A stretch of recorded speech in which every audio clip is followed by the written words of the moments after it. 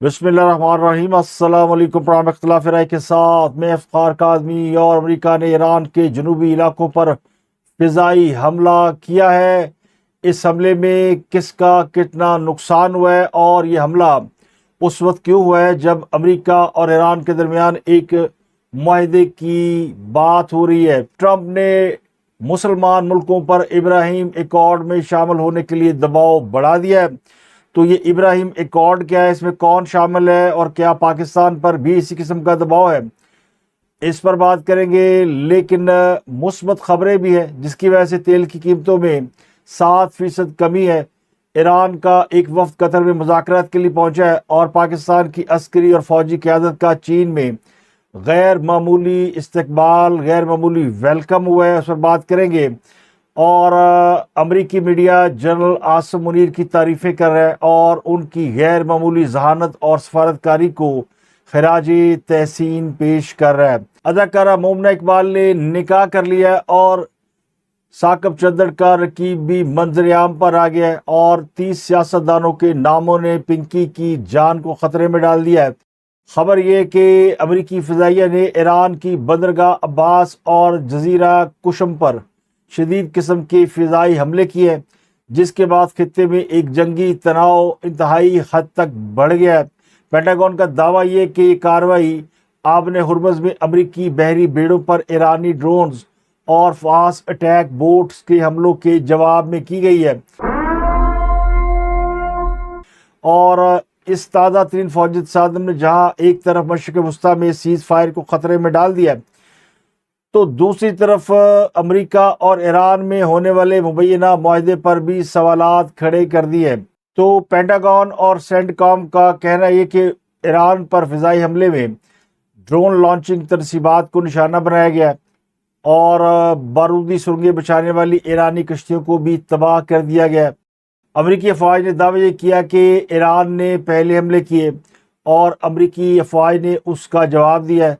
बंदरबास और जजीरा कुशम में पासदार इनकलाब के ठिकानों को निशाना बनाया गया और अमरीकी सेंट्रल कमांड ने इस बात का दावा किया है कि उन्होंने तमाम मिसाइलों और ड्रोन्स को फ़िज़ा में तबाह किया है, जिसका मतलब ये कि ईरान की जानब से भी बराबर जवाब दिया गया है या अटैक किया गया है।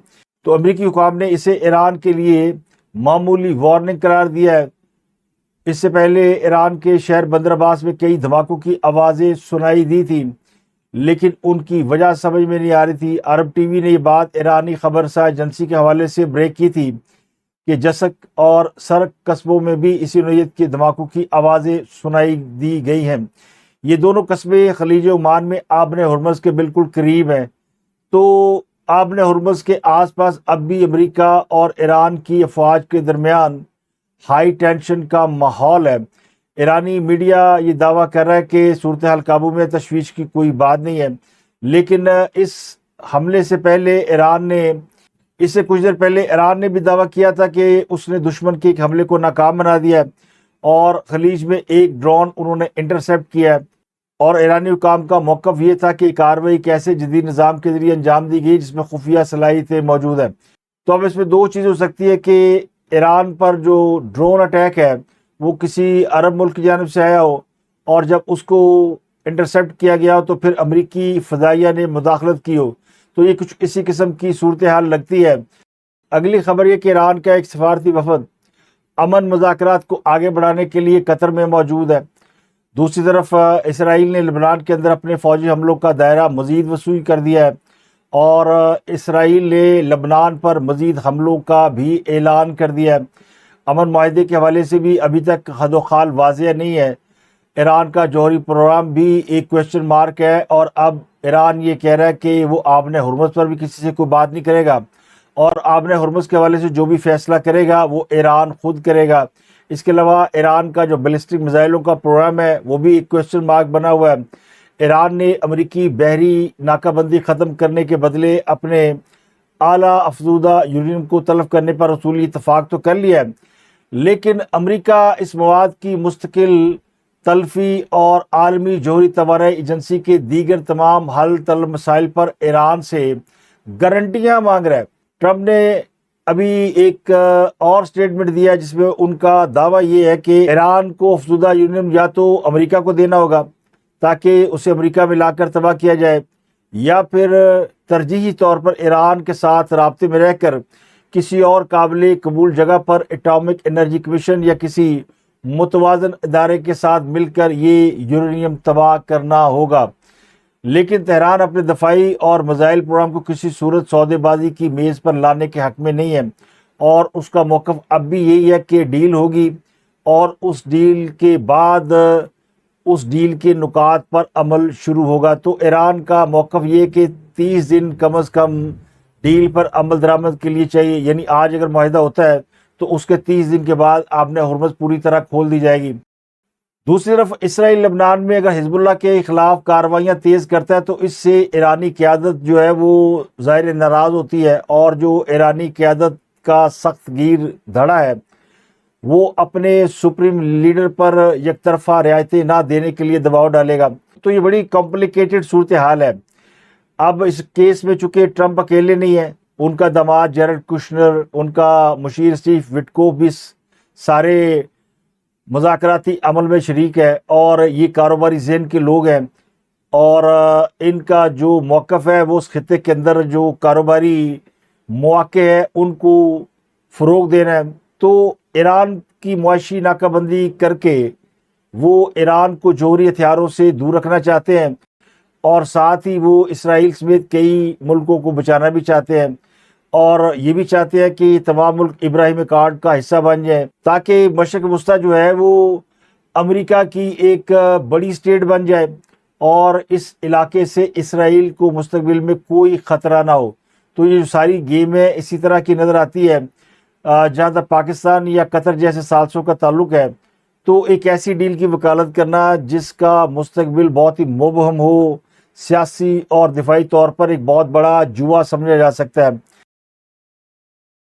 اب یہ جو تازہ فضائی حملے ہوئے ہیں اس کے بعد صورتحال کیا ہوگی واللہ عالم، لیکن اس وقت تیل کی قیمتیں اس امید پر گر رہی ہیں کہ مذاکرات بہت ہی مثبت سمت میں جا رہے ہیں، اور عالمی منڈی میں تیل کی قیمتیں اب تک 7% گر چکی ہیں۔ اس کے علاوہ جو باقی کے کروڈ آئل ہے ان کی قیمتوں میں 9% کمی ہوئی ہے۔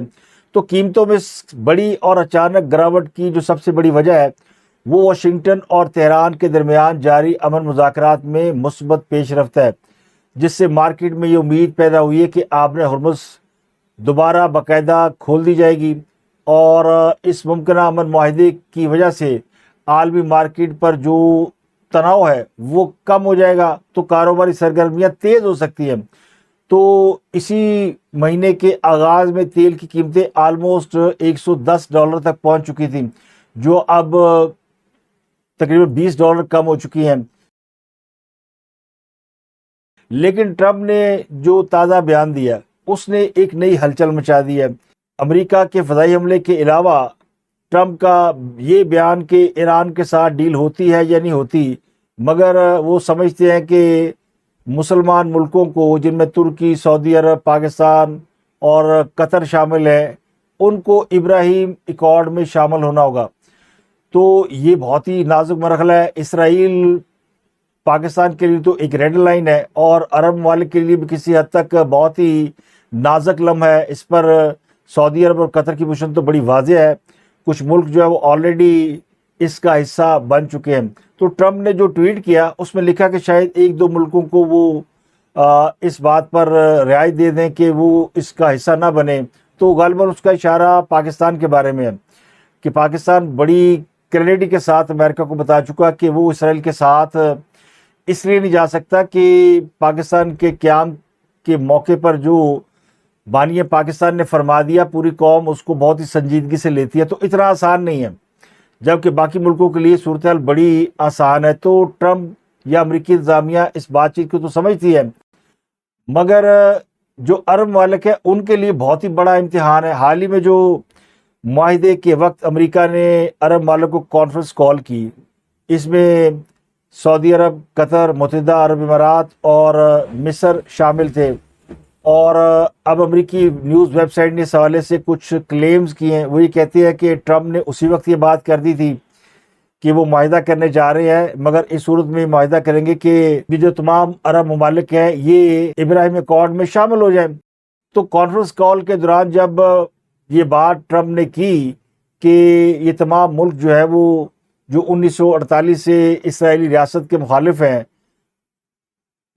وہ اب ابراہیم اکارڈ کا حصہ بن گئے، تو دوسری طرف جو لوگ بھی کال پر تھے وہ انہوں نے مکمل خاموشی اختیار کی، یعنی کسی نے کوئی رد عمل نہیں دی، نہ سعودی عرب نے رد عمل دیا، نہ قطر نے، نہ مصر نے، حتیٰ کہ امارات جو آلریڈی حصہ ہے وہ بھی اس پر خاموش رہا۔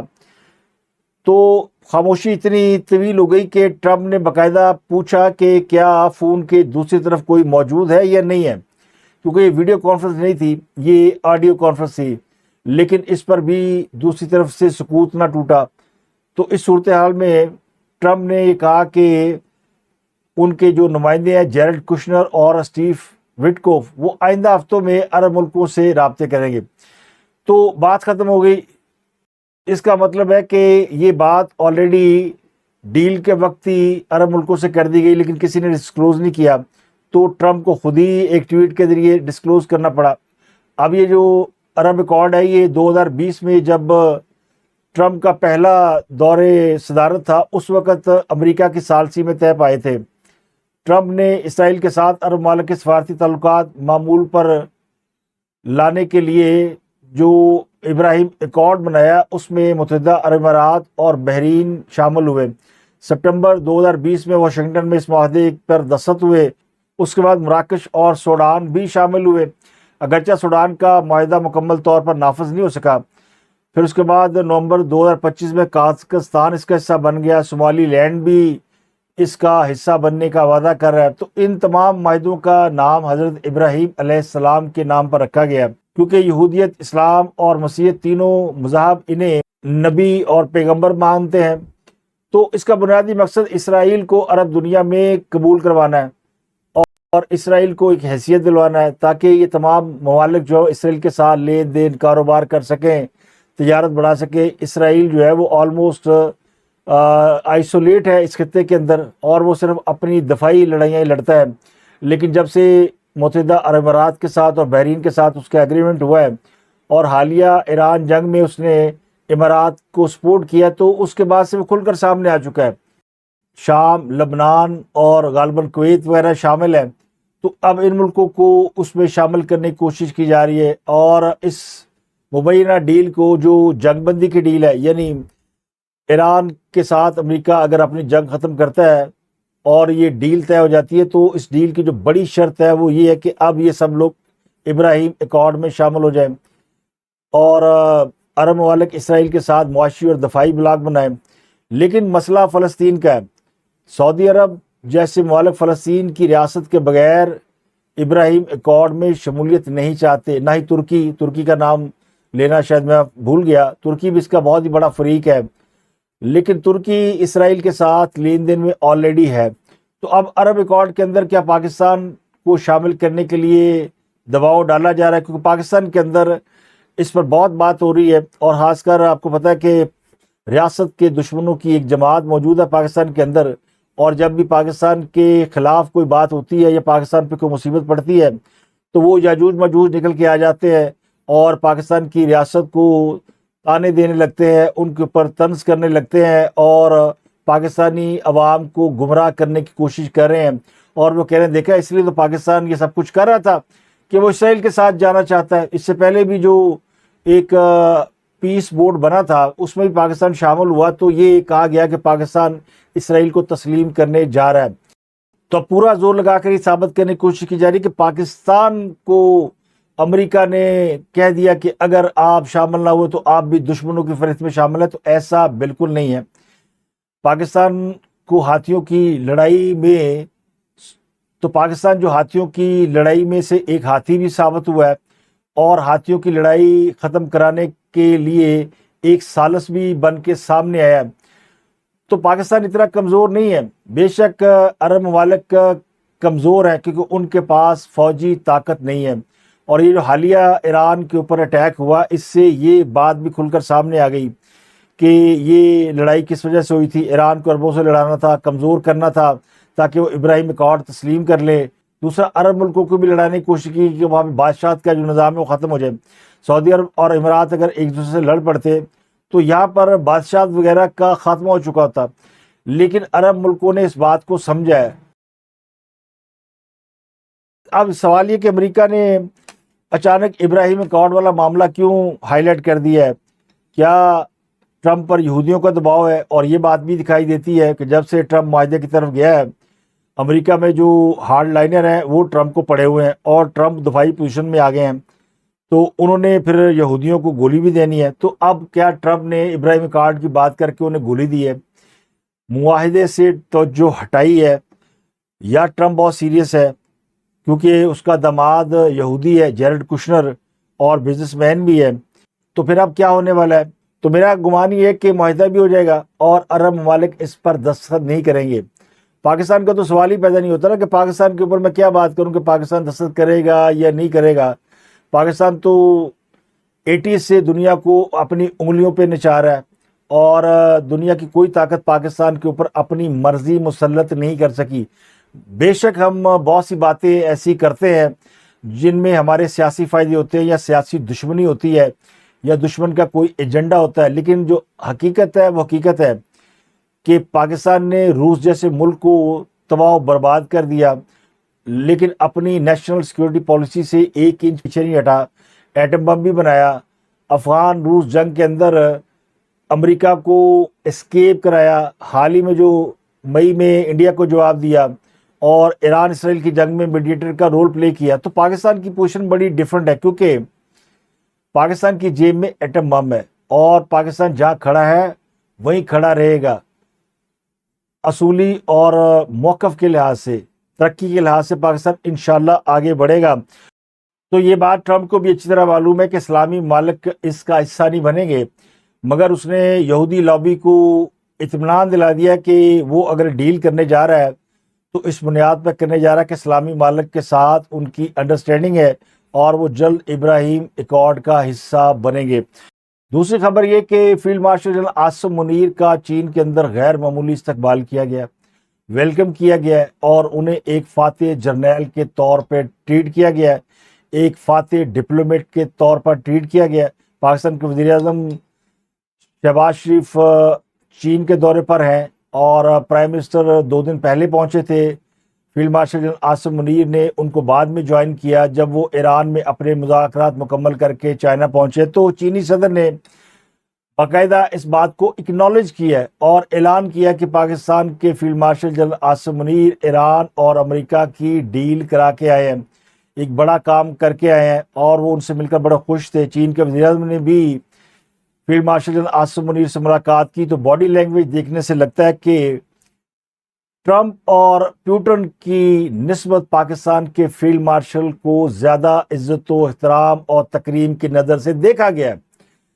بعض لوگ اس پر بھی ٹپنیاں کر رہے ہیں، افواہیں اڑا رہے ہیں کہ پاکستان کے field marshal general Asim Munir نے اپنے لیے حکمران بننے کی راہ ہموار کر دی ہے، شہباز شریف پیچھے رہ گیا ہے اور شہباز شریف کی کوئی ویلیو نہیں رہی. حالانکہ یہ وزیر اعظم شہباز شریف ہی ہیں جنہوں نے جنرل عاصم منیر کے کام کو اکنالج کیا، دنیا کے اندر اکنالج کرایا.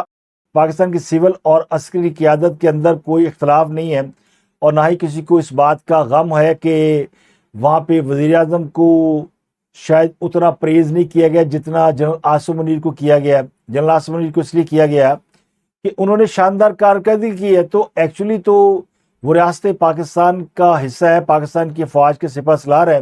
تو جو کام انہوں نے کیا اس پر اگر چین نے ان کو اپریشیٹ کیا، امریکی صدر بھی کرتا ہے، پیوٹن بھی کرتا ہے. مشاہد حسین حامد میر کے پروگرام میں بیٹھے ہوئے تھے، وہ کہتے تھے میں چند دن پہلے روس سے ہو کر آیا ہوں اور وہاں پر جس طرح پاکستان کی تعریفیں ہو رہی ہیں، انڈیا کا وفد بھی موجود تھا، لیکن دنیا پاکستان کی تعریفیں کر رہی ہے، پاکستان کے فیلڈ مارشل کی کر رہی ہے اور وہ کہہ رہی ہے کہ یہ کام دنیا کا کوئی ملک نہیں کر سکا جو پاکستان نے کر دیا. پہلی بات تو یہ کہ اسرائیل اور امریکہ جیسے بے لگام گھوڑے کو لگام ڈالی، انہیں باندھ کے ایک سائڈ پہ رکھا اور پھر اب ایرانیوں کی مرضی سے امریکہ کے ساتھ ڈیل ہو رہی ہے کہ جو ایرانی مانیں گے، جب تک نہیں مانیں گے اس وقت تک امریکہ سے ڈیل نہیں ہوگی. دوسرا امریکی صدر بھی یہ سمجھ رہے ہیں کہ وہ اپنی شرائط منوا رہے ہیں، تو یہ کامیاب ڈپلومیٹ ہوتا ہے، تو ان کی اسی طرح عزت کی گئی ہے۔ چین کے اندر پاکستان کو بہت ہی زیادہ غیر معمولی ویلکم دیا گیا، تو اب جنہوں نے جلنا ہے وہ جلیں، اور جنہوں نے اس کے اوپر افواہیں اور قیاس رائیاں پھیلانی ہیں وہ پھیلائیں۔ تو اب جنرل عاصم منیر کی کامیابیوں کو دیکھتے ہوئے جو لوگ یہ افواہیں اڑانے کی کوشش کر رہے ہیں یا یہ فضا بنانے کی کوشش کر رہے ہیں، اور پچھلے دنوں انہوں نے ان کو ابو بنانے کی کوشش بھی کی کہ شاید وہ پاکستان کے صدر بننا چاہتے ہیں، تو نہ وہ صدر بننا چاہتے ہیں نہ وہ حکومت پر قبضہ کرنا چاہتے ہیں۔ جو عزت و احترام انہوں نے بغیر حکمران بنے حاصل کر لیا ہے، وہ حکمران بن کے کبھی بھی حاصل نہیں کر پائیں گے، بلکہ اپنی کی ہوئی محنت کو بھی ضائع کریں گے۔ ہمارے سامنے ماشاء اللہ لگانے والے کئی افراد کی مثال ہے۔ اب ذرا لائٹ موڈ پہ بات کرتے ہیں پاکستان کی ڈومیسٹک ایشوز کے اوپر۔ پاکستان میں جو ڈومیسٹک ایشو ہے وہ پولیٹکس نہیں ہے، بے شک لوگ پولیٹکس پہ بات کر رہے ہیں اور بڑی ہی آرڈنری گفتگو اور آرڈنری موضوع کے اوپر بات ہو رہی ہے۔ ایک موضوع یہ ہے کہ بیرسٹر غور کے گھر پہ وزیر اعلیٰ کے پی کے سہیل افریدی کی وزیر داخلہ محسن نقوی سے بات چیت ہوئی، ملاقات ہوئی۔ یہ خبر علیمہ خان نے بریک کی۔ اس پر یوتھیے اچل اچل کے دیواروں کو لگ رہے ہیں کہ سہیل افریدی تو بک گیا۔ یہی سہیل افریدی 2 دن پہلے جب یعنی پچھلے منگل کو ڈیالہ گیا ہوا تھا اور وہاں بڑکے مارا تھا، تو سارے یوتھیے اس کو اپنا ہیرو مان رہے تھے، اور علیمہ خان بھی اس کی پرفارمنس سے مطمئن تھی۔ اب علیمہ خان نے نیا ایشو چھیڑ دیا۔ تو یہ پاکستان کی ڈومیسٹک میں اس قسم کی چھوٹی چھوٹی شرارتیں ہوتی رہتی ہیں۔ اگلی خبر اداکارہ مومنہ اقبال کے حوالے سے ہے، اور مومنہ اقبال کے چاہنے والوں کے لیے ایک بری خبر یہ ہے کہ اس نے باقاعدہ نکاح کر لیا، اور ان کے ایک مبینہ شوہر حمزہ حبیب جو کئی روز سے منظر عام سے غائب تھے، ان کو ہائی کورٹ سے حفاظتی ضمانت مل گئی ہے۔ ثاقب چدر نے ان کے خلاف ایف آئی آر درج کرا رکھی تھی، تو وہ اچانک ضمانت کے بعد میڈیا پر آ گئے، اور انہوں نے آتے ہی بڑے جذباتی انداز میں ایک تقریر کی اور یہ دعویٰ کیا کہ مومنہ اقبال ان کی ریڈ لائن ہے۔ اور میری بیوی ایک ببر شہین ہے، وہ ان جیسے بزدل لوگوں سے نہ ڈرے گی، طریقے سے اس میڈیا کے سامنے ہی آپ کو ذلیل کریں گے۔ مومنہ اقبال کے مبینہ منگیتر نے دعویٰ کیا کہ مومنہ سے ان کا باقاعدہ نکاح ہو چکا ہے، اور 2 دن پہلے ہی یہ نکاح ہوا ہے، جلدی ہماری دھوم دھام سے شادی ہوگی، جس کا مطلب یہ ہے کہ یہ اسکینڈل منظر عام پر آنے کے بعد مومنہ اقبال اور حبیب کا باقاعدہ نکاح ہوا۔ اس سے پہلے یہ نکاح نہیں ہوا تھا، صرف منگنی ہوئی تھی۔ تو حمزہ حبیب نے دعویٰ کیا کہ وہ میری منکو ہے اور میں ایک غیرت مند آدمی ہوں، ایک بغیرت مرد اور گھٹیا عورت، یعنی ایم پی اے ثاقب چدر اور اس کی بیوی کے حوالے سے انہوں نے دعویٰ کیا کہ انہوں نے مومنہ کے لیے آنے والے ہر رشتے کے سامنے رکاوٹیں ڈالی، مگر اب ان کا سامنا مجھ سے یعنی حمزہ حبیب سے ہوا ہے۔ اور پھر انہوں نے یہ بھی دعویٰ کیا کہ مومنہ کی طرف سے این سی سی آئی اے میں شکایت کے بعد انہیں پیسوں کی آفر کی گئی ہے کہ وہ منہ بند رکھیں، درخواست واپس لے لیں، لیکن انہوں نے فیصلہ کیا کہ اب وہ ثاقب چدر کو بے نقاب کر کے چھوڑیں گے۔ ثاقب چدر نہ ہوا را کا ایجنٹ ہو گیا، اور وہ اس کو انجام تک پہنچائیں گے۔ انہوں نے ثاقب چدر کے نام ایک پیغام بھی دیا اور کہا کہ مجھ جیسے غیرت مندوں کی عزت وہ ہرگز نہیں خرید سکتے۔ اب کھلا میدان ہے، چدر اور اس کی بیوی زور لگا لے، بھاگ لے، ہم دیکھتے ہیں کہ کہاں تک بھاگ سکتے ہیں۔ تو گل کی تو شروع ہوئی سی ریڈ لائن تو پاکستان کے اندر ریڈ لائن کا جو کانسیپٹ ہے غالباً عمران خان صاحب لے کر آئے ہیں، اور خان صاحب نے خود کو ریڈ لائن قرار دیا تھا۔ اگر اس ریڈ لائن کو کسی نے عبور کیا تو تم نے ریاست کی بینڈ بجا دینی ہے، اور پھر 9 مئی ہوا۔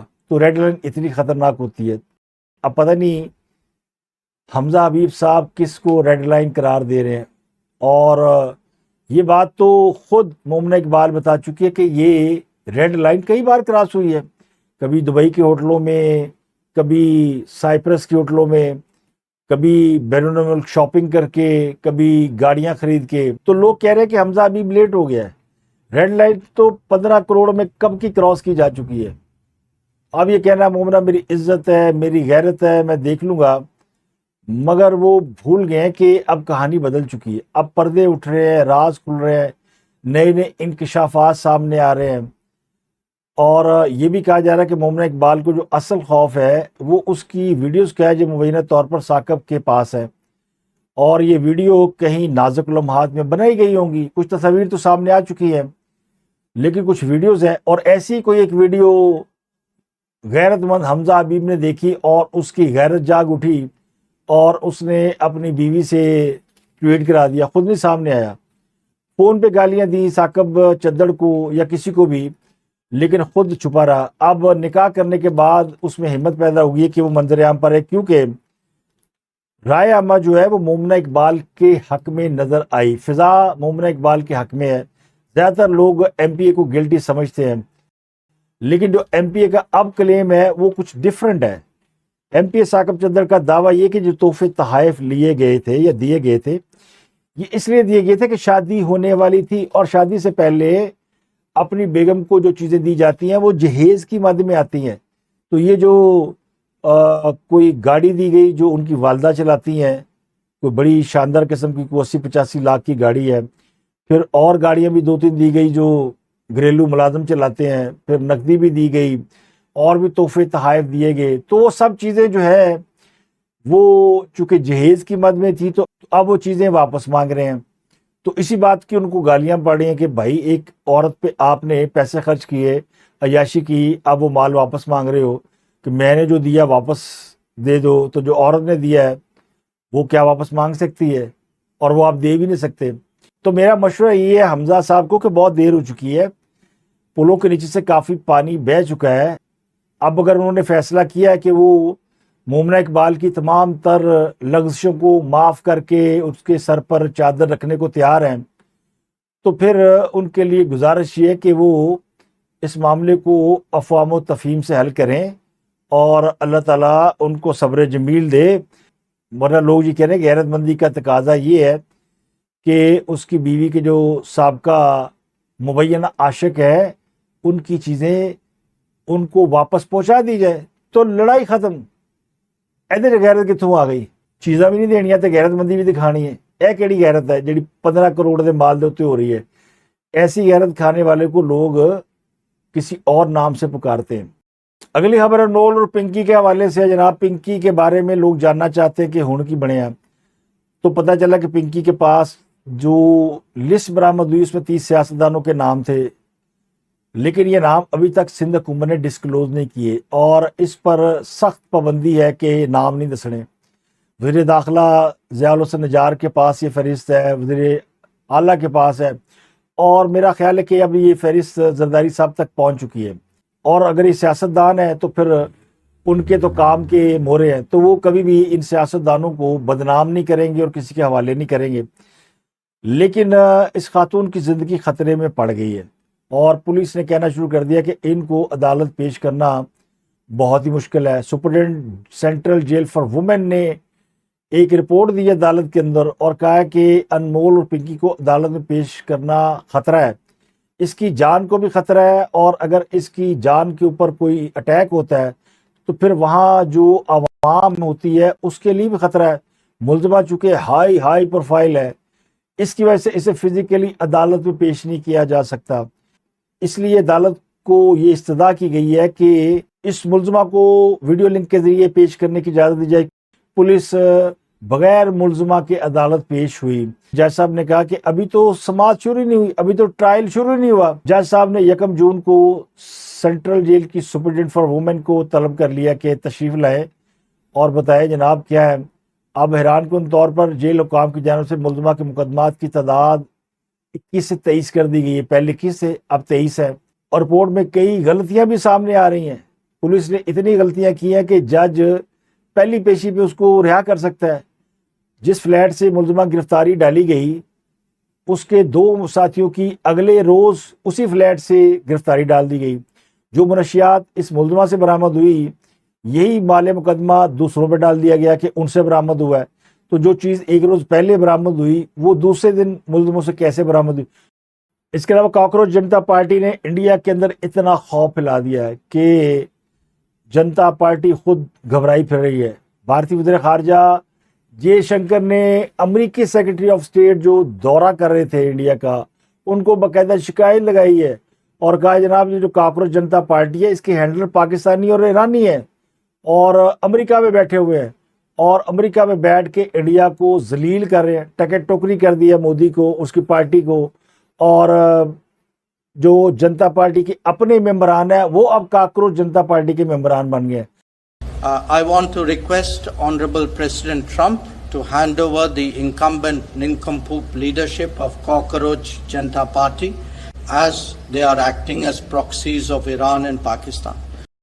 تو جے شنکر کا رونا دھونا اب بھی پاکستان کے حوالے سے ہے اور وہ سمجھتے ہیں یہ پاکستان نے ان کے اوپر مئی سے بڑا اٹیک کر دیا ہے کہ مودی جو چند دن پہلے الیکشن جیتا اور بنگال جیسی ریاست میں الیکشن جیت گیا جہاں بی جے پی کبھی جیتی نہیں تھی، اور بی جے پی کا خیال یہ تھا کہ اب تو وہ انٹچبل ہو گئے ہیں، اچانک ہی کاکروچ ان کی دھوتیوں میں گھس گیا ہے اور اپنی دھوتیاں سنبھالتے پھر رہے ہیں.